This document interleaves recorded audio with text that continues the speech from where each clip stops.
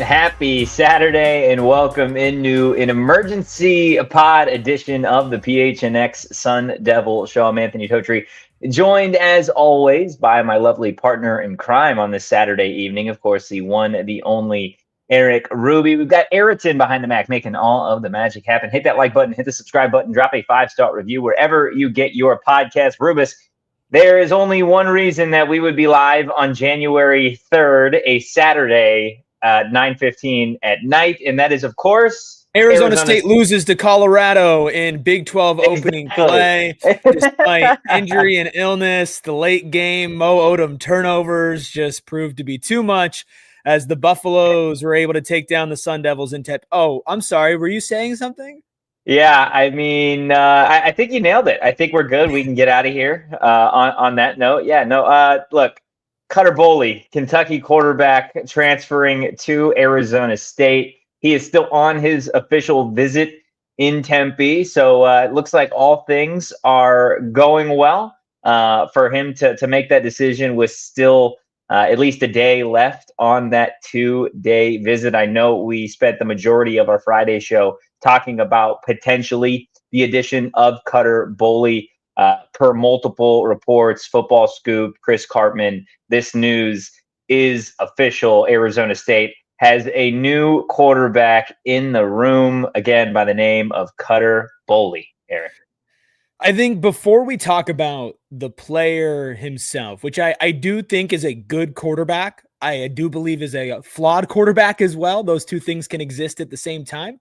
Arizona State just had a really good but flawed quarterback, and obviously a quarterback that is projected and much higher than Cutter Boley right now that he's replacing in Sam Leavitt. But before we get to that, I think just looking at it from a macro perspective of getting your quarterback, right? Whether this guy ends up being good or not, being this early in the transfer portal, having your first commit be the most important commit, your Sam Leavitt replacement, more likely than not, at least the guy that will be lined up to be his replacement in camp still has to earn it though, is really, really important, especially when you have other offensive players that you're trying to sign to this team, especially when you're trying to get, maybe players over a school like a Texas Tech right now who doesn't have a quarterback and you need a little bit of an advantage. I think it's really important that this was a decision made early. I don't believe it was rushed because I don't think that's what Kenny Dillingham and the staff does.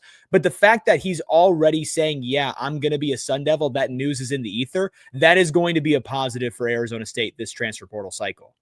Yeah, 1,000%, right? And I think this is something that we talked about on Friday, that if you're going to go into this 2-week portal span, right, the portal closes on January 16th, if you're going to make these additions, the very first addition you want to make, in theory, is your quarterback, right? You want to be able to have him go throughout some of these conversations, maybe meet with some of these other guys that are on campus. And we know that there is a whole hell of a lot of them. So if you're not a PHNX diehard right now, that list is in the diehard Discord as it stands right now with a number of players on their official visits to Tempe.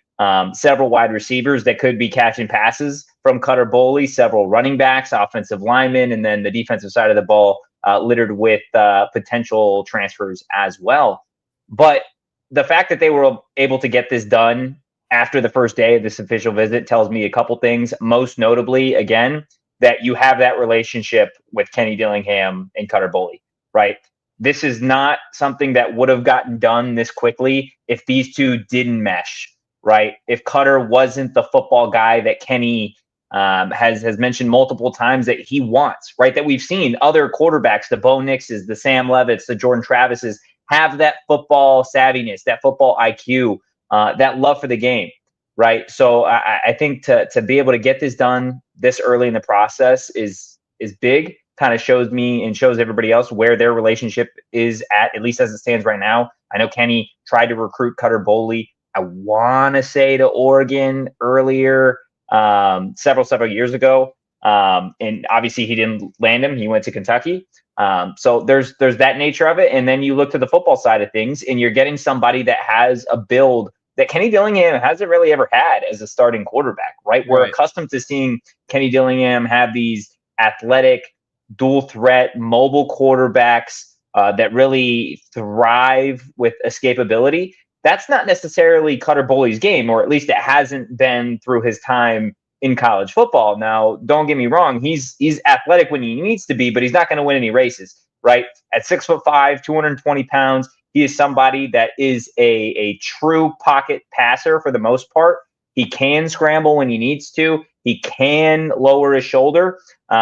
He's not the type of guy that Arizona State fans are used to seeing. He's not Jeff Sims athletic. He's not Sam Leavitt athletic.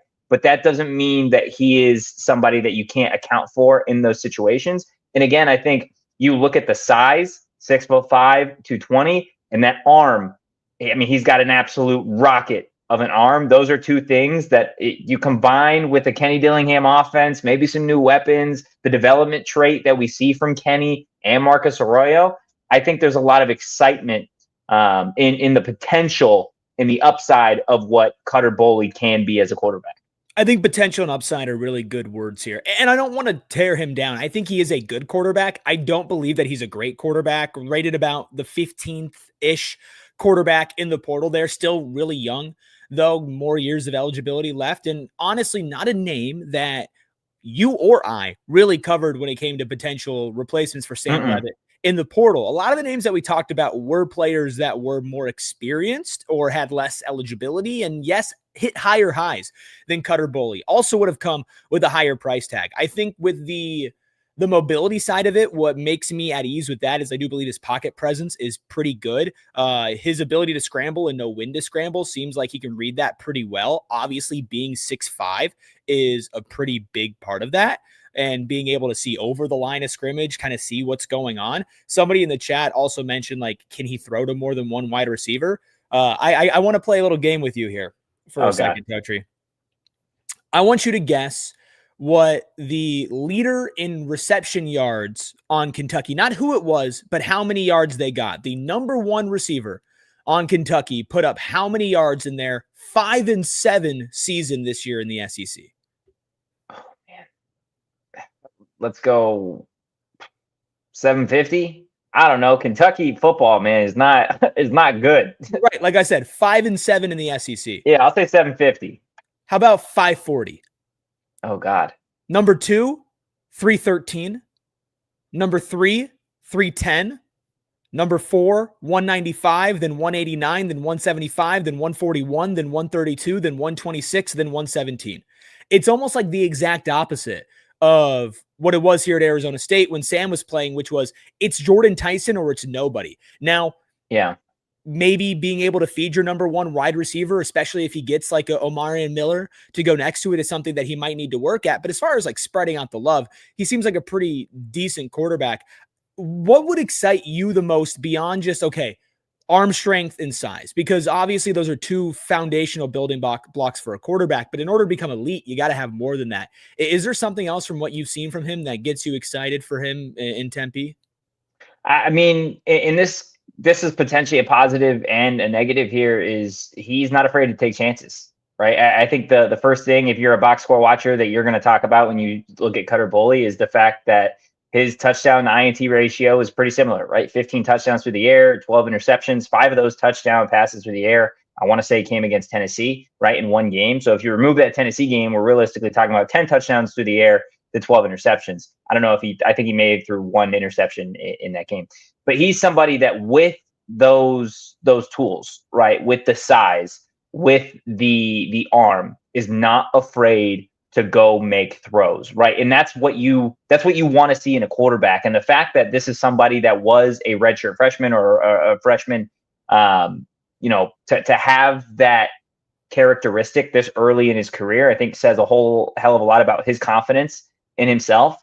right? And I think there are going to be some people that hear that and maybe wanted more of like an X's and O's answer. But when you're looking at the quarterback position, you want somebody that has all the confidence in the world, right? Not just in themselves, but if they don't have confidence in themselves, if they don't showcase that, then why would the team around them have that same level of confidence to go march down the field and score and win football games, right? It's something that you've seen again in Kenny quarterbacks in the past, right? With the Sam Leavitt, the confidence, whether people liked it or didn't like it, whether teammates liked it or didn't like it, whether it was teetering between confidence, arrogance. I think everybody has their own opinion on that. Bo Nix, right? The confidence that he had. Jordan Travis eventually was able to build that confidence in himself later on in his career. The fact that you have somebody this early on that has that belief, that has the tools as well to go along with this system. I think that's what excites me most. Is this isn't somebody that's going to be a true freshman quarterback that you have to bring in here, teach them the speed of the game, let them get into a rhythm eventually, and then they can get their confidence, right? That's something that eventually takes time. This is somebody that is 2025 SEC all freshman team as the quarterback of that team. Says a whole hell of a lot about him as a player, as a person. Again, I think he is going to be a really, really good quarterback at Arizona State. Is he a great quarterback? No. But was Sam Leavitt a great quarterback when he first got here? No. Was Bo Nix a great quarterback when he transferred from Auburn to Oregon? No. Like, these things take time. Yeah, it does take time. And I think when you hear turnover prone, and obviously some people in the chat hear the turnovers and they get a little worried. And I think rightfully so. And especially if you watch some of the turnovers, yeah, some of it was because he got pressured by his O-line and he wasn't set up to be great in Kentucky. Some of them were just not having control on the power of his arm and overthrowing directly into a DB. Like, there are certainly things he needs to clean up on that side of the ball. I think what's different between a guy like him and what you saw to Jeff Sims, and I'm not trying to dog on Jeff Sims here, but just realistically, like Jeff Sims was playing his last season in college football, and those were still very prominent problems. This is somebody who you can talk yourself into like, okay, he's got time. We can develop him, put him in a better system, in a better situation. And I think given the pocket presence and his ability to make reads and to make progressions, I do think that tends to lead towards a better development when it comes to actually turning the ball over less. Sam Leavitt, when he first got here, one of his major problems, especially in fall camp, was controlling the power on his arm, right? It felt like every other deep bomb was overthrown. Now, it wasn't always an interception, but it just wasn't always accurate. Well, what was Sam Leavitt's probably greatest trait as a quarterback when he was on the field for Arizona State? Scrambling and throwing a deep ball right on the money to Jordan Tyson, right? So I think that you get this guy in the lab early, you work on his faults, and you put him in a good system with a quarterback-driven offensive process with Kenny Dillingham and Marcus Arroyo, who have done this multiple times. I have no reason to believe that those interceptions won't get better. Like, I really do. Plus, look, we had a lot of Kentucky fans in the video that we did about Sam Leavitt, like coming at us, be like, you don't know anything about Kentucky football. And like, we're getting somebody on the show this week to talk about Kentucky football, and we'll get more into it there. But like, they weren't a good team, and he wasn't in a good situation, right? And so it's like he'll be on a better situation, and what we project to be hopefully a better Arizona State team than what they were this year, which, by the way, was still much better than what Kentucky was record-wise.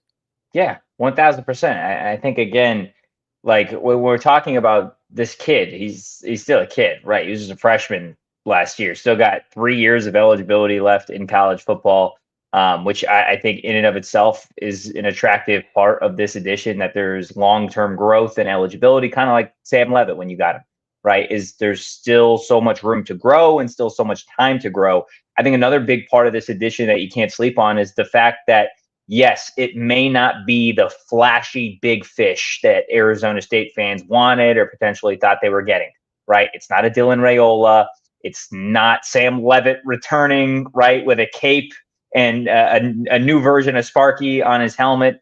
It's not Brendan Sorsby. But you know what this is? This is somebody that still has a lot of talent, is actually bigger than all of those players, and he's going to cost you about half of what those other quarterbacks are going to cost you in the portal. And knowing Kenny Dillingham, knowing Marcus Arroyo, knowing the system that they function in, there's a lot of room for growth here at Arizona State. And I think those two are maybe the best duo, one of the best like just quarterback whisperer duos in the country in college football. And again, that allows this coaching staff to now spread some of that wealth financially to some of those other key positions, right? What was the complaint by Arizona State fans all season long, right? It was, oh my gosh, you have a quarterback, right? Some thought you didn't, right? But you have a quarterback, you have Jordan Tyson, and what else do you have, right? There's not a ton of weapons, right? That was the complaint. Well, guess what?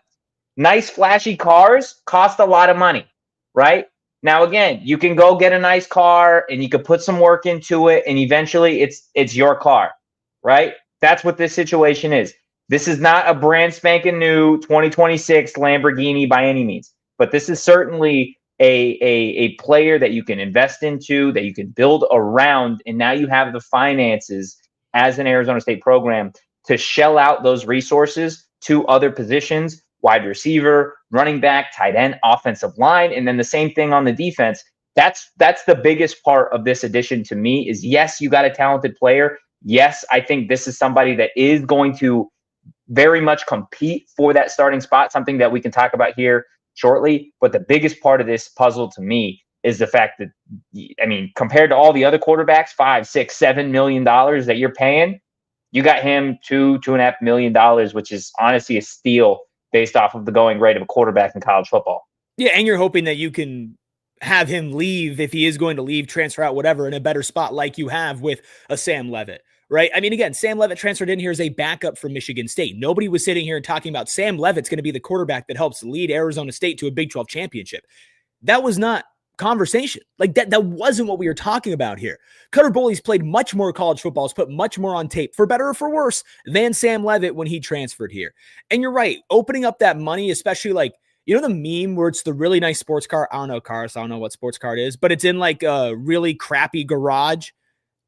Do you know that meme? Mm-mm. And it's like, the joke would be like Malik Neighbors on the Giants. Oh, okay. Right? Or like Myles Garrett on the ground. Like, yeah. right? Like, if Arizona State, even with its increased NIL budget, were to pay what, I mean, like Sam Leavitt might be making $7 million at Kentucky, right? Which is insane. If they were to do that, then guess what? You weren't really going to be able to build an incredible roster around that, given just the current state of finances at Arizona State. Yeah. You have a guy who can make progressions, can be a pocket passer. I think he's got the talent. I think he's got the brain for it. I think he certainly has made mistakes, but you put a good O-line around him, a good running back, which this program hasn't had a bad running back like ever. You put all of that around him, plus good offensive minds, and hopefully an offense that has Kenny Dillingham a little bit more involved next year.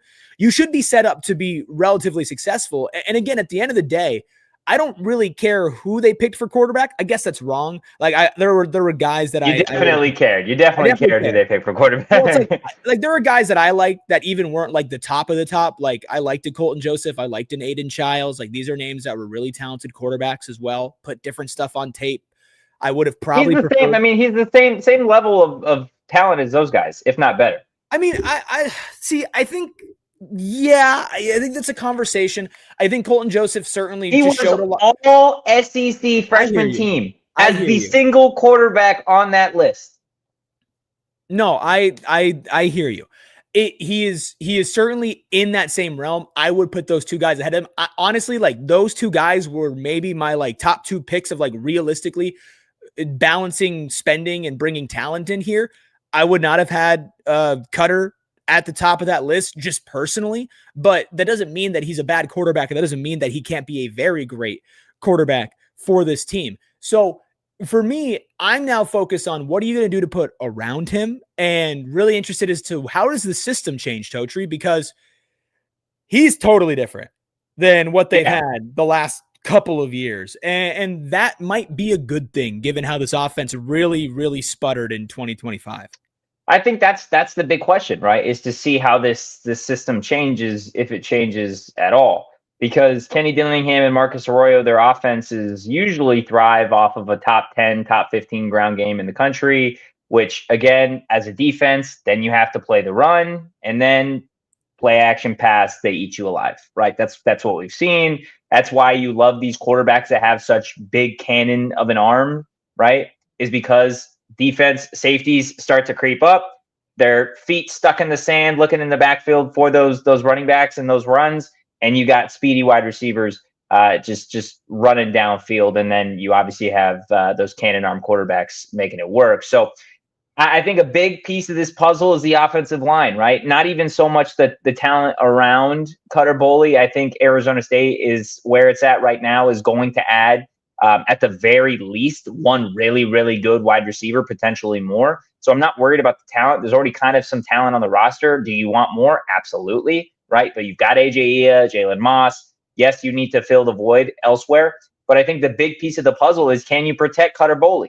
Right? We talked early on today about it. We talked yesterday about his pocket presence, how it's honestly, he's got the pocket presence of a junior in college football, not a freshman quarterback by any means, which is impressive, right? He can command the pocket. He can move in the pocket with his eyes downfield. When he's scrambling, although it may not be very fast, his eyes are still downfield, and he's rather accurate when he's throwing on the run, right? So if you can protect him, right, then I think you set him up to really be exactly what you want him to be as a quarterback. And that is a true field general, somebody that can command the offense, somebody that in, I think, a perfect realm looks exactly like Brock Osweiler, right? I think there's a lot of those same characteristics in Cutter's game. Obviously, you look at the size, right? I think that's something that immediately stands out, is that he's a bigger quarterback. But Brock Osweiler was a damn good college quarterback, right? Did things translate to the NFL? No, but that's not what we're talking about right now, right? This is somebody that, again, I think as it relates to college football, if you have the pieces around him, he can certainly get this team back to a Big 12 championship, assuming, again, you're able to build around him.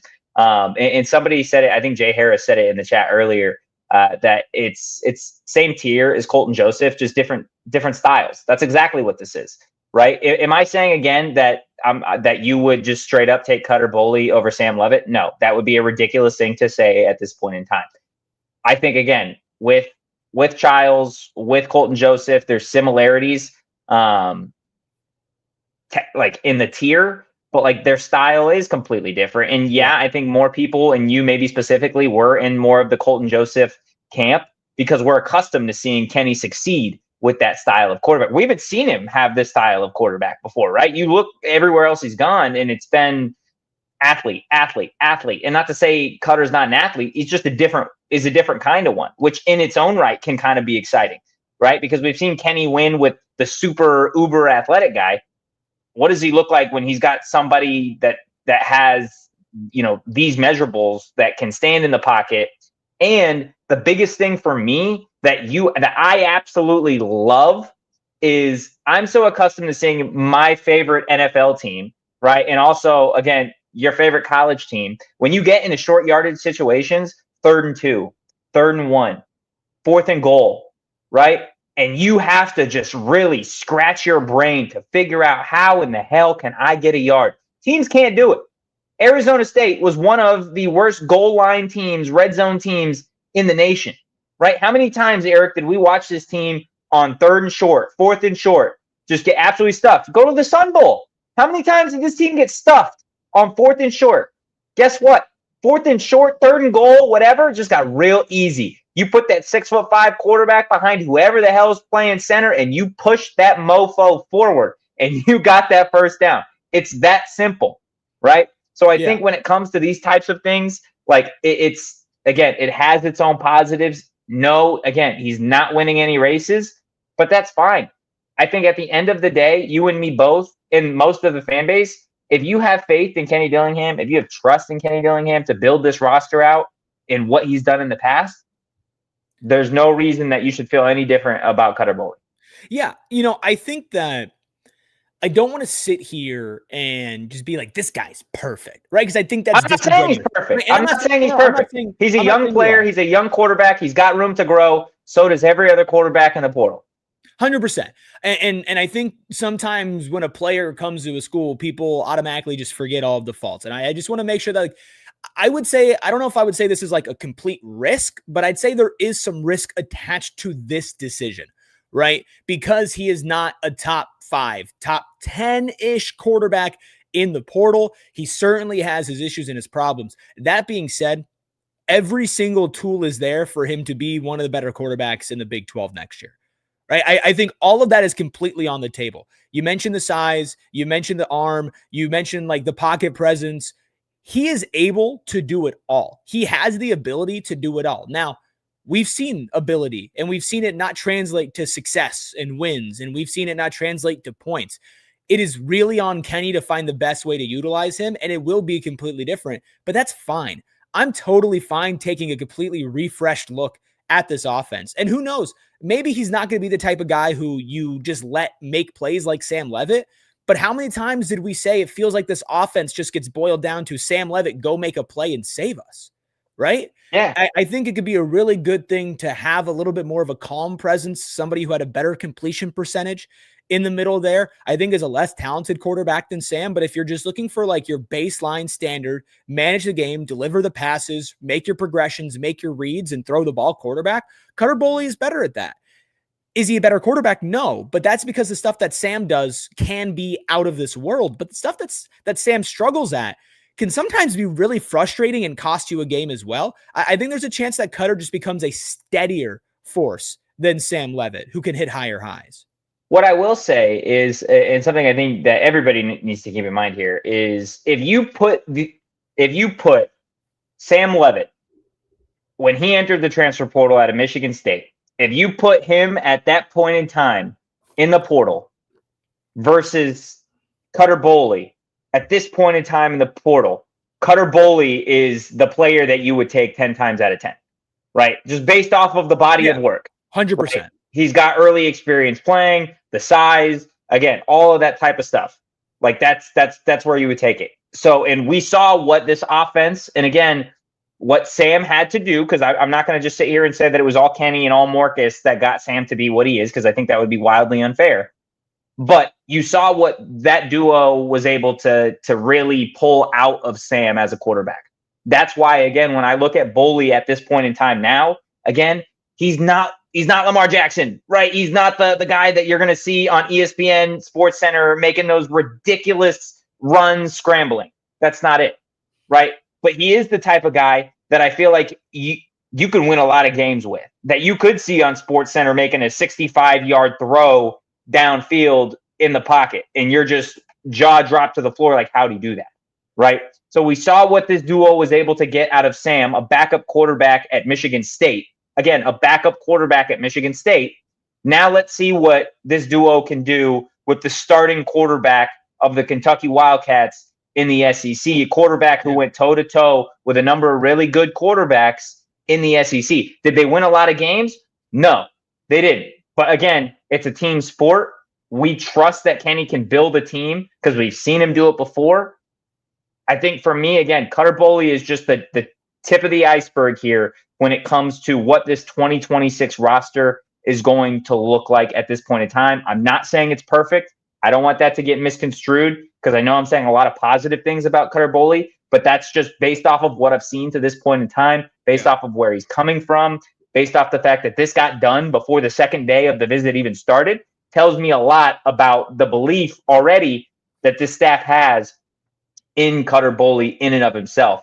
And I think the next piece of this conversation, Eric, is immediately, is Cutter Boley QB1, or is this going to be an open competition with Cutter Boley, Jake Fetty, potentially one other transfer portal quarterback? Because I would not be surprised at all if they went and added somebody that's maybe a junior or senior type level of quarterback, and then also Cam Dyer and Christian Hunt, right? Do we see this as an open competition at this point in time?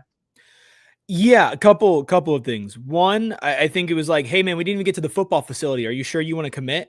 Are you sure? We literally just took you out for dinner. You didn't even get to see the weight room yet. Come on, Iron Devils. No, you. Oh, okay. No, that's fine. We could do it tomorrow. And then Bansheezy had a good comment in chat just saying Dilly got his man. That's the only thing that matters. Like Dilly wanted this guy and he got him. And I think because of that, he is QB1, at least like at this point. I don't think that means that it's not an open competition, to the fact that if Jake Fetty comes in and plays otherworldly and is the best quarterback on the field, I don't know if he starts week 1, because there is this game that you have to play with boosters and whatnot. And I do think that when you're going to put at least a couple $1 million into Cutter Boley, like, he's not coming for free, right? He's not getting Sam Leavitt money, but he sure as hell ain't getting like minimum wage. That's for sure. So I think you give that guy a chance as long as he's looked good in camp. But if Jake Fetty's waiting in the wings and he's just absolutely killing it, and Cutter Boley doesn't translate the way that you want him to translate, I think there's certainly a chance that Jake Fetty is the starting quarterback for Arizona State at some point this year. I think they'll bring somebody else in, but I think it'll be kind of in a Sam Leavitt light, maybe actually in a Jeff Sims light, because I think the only thing that you can look at with this quarterback, your Sam Leavitt light is already on the roster, and his name is Jake Fetty. Like in like the LIGHT. Like in the backup that didn't play a lot, like Sam Leavitt. Okay, not like Sam Leavitt, LITE. Sorry, English is so weird. It's a Saturday night. Spelling is hit or miss. So here's the thing, though, and this might be the conversation to have about if they bring in somebody else and if they don't. Jeff Sims was great for this quarterback room for a couple of reasons, despite, some of the flaws there. A big part of it was that he was a great veteran presence. He was a great leader, and he was a great teammate. Who's the oldest player in this quarterback's room going into next year? Cutter Boley. Yeah. Who's a really young guy. Does that matter in the long run? I don't know, but you're also losing a ton of your leadership on the defensive side of the ball. You're also losing a ton of leadership on the offensive side of the ball, not just your top end talent, but you're losing Ben Coleman, right? You're losing Jordan Tyson. These are your best players and your leaders as well. Is there a need for a veteran, even if he's not going to play? But is there a need for a veteran for him to kind of file into this QB room? Is there a need for a veteran? I think there is. I think maybe just his locker room, right, could benefit from having a true veteran at this point in time. But something that I wanted to bring up to your point earlier, right, about do you start him, right, even if someone looks better? Kenny Dillingham don't play no damn games. He gonna start the best damn player that they got at any position. Doesn't matter how much the boosters are paying him, because I'll tell you what the boosters actually care about? Care about winning damn football games. So if that means that Jake Fetty starting game 1, if that means Cam Dyer starting day 1, if that means Cutter Boley starting day 1, does not matter. Kenny Dillingham, Marcus Arroyo, in terms of the quarterback, will throw out the best one that they feel possible. And again, I couldn't tell you who that's going to be at this point in time.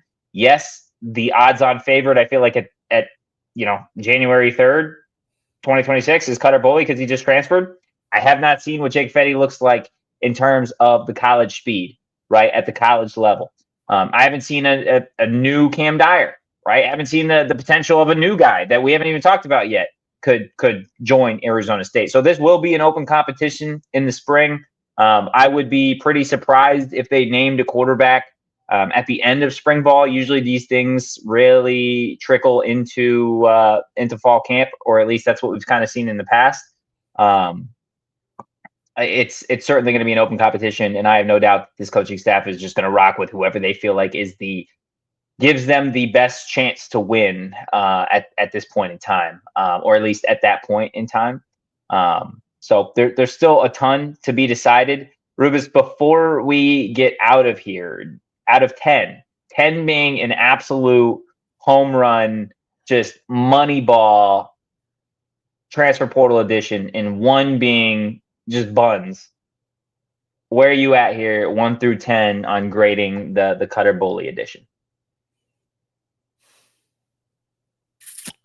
7.5.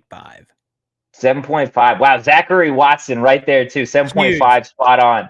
I just don't. I think that if you're looking at like one of the other guys that I mentioned earlier, that would have been higher. A Byron Brown, right? One of these higher end names, and you got him at a good price. Okay, then cool. Then that would be like a 9 or a 10. But I think a 7.5, and I certainly see the potential to go higher with how he plays. So yeah, it'll be around that for me until I see him in action. That's fair. I'm gonna go ahead and go with an 8. I'm gonna go with an 8 on this. Again, there are a lot of things I like about Cutter Boley's game. Yes, there's still a lot of room for growth, but overall, I think for me at this point in time at 8, and we'll see. Which an 8 is certainly higher than what I would have, given Sam when he transferred to Arizona State out of Michigan 100%. State at this point in time. So, guys in the chat, guys and gals, let us know what you think of Arizona State's first transfer portal edition of the 2026 cycle. Again, Kentucky quarterback Cutter Boley transferring to Arizona State. Of course, we will be back live on Monday, hopefully to break down several more additions or tease potentially a few. Again, several potential additions on campus this weekend at a number of key positions for the Sun Devils. But the Sun Devils, again, locking in their first portal edition, Kentucky quarterback Cutter Boley. Hit that like button, hit the subscribe button on your way out. If you want to follow us on social to keep up with all the Arizona State news and notes, you could do so at PHNX_Sun Devils. You can follow me at Anthony_Totri. You could follow Rubus, which appears to be Iceman's just favorite person in the world, or Ice Mikey, whatever their name is. You can follow him at Eric Ruby. That's Eric with a K. And guys, hopefully everyone has a safe and blessed weekend. We will see you on Monday. In the meantime, go Devils and peace. We all silly like the mayor.